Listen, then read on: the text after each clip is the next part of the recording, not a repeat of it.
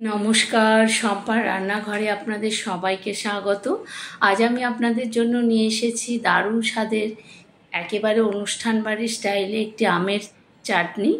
এই রকম আমের চাটনি পুরনো দিনে যে কোনো অনুষ্ঠান বাড়িতে রান্না করা হতো, সেই রকমই একটি চাটনির রেসিপি নিয়ে আপনাদের সামনে হাজির হয়েছি।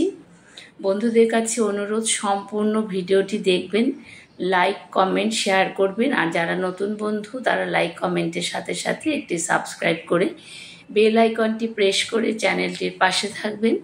দেখুন কত সুন্দর চাটনি হয়েছে। দুপুরবেলা ভাতের পাতে, একদম শেষ পাতে একটু ঠান্ডা ঠান্ডা এইরকম আমের চাটনি হলে এই গরমের সময় খাবারে কিন্তু একটা আলাদা আমেজ আসে, তৃপ্তি এনে দেয়।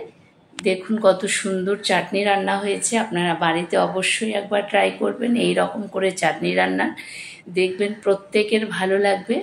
আপনারা সকলে ভালো থাকবেন। ধন্যবাদ সবাইকে।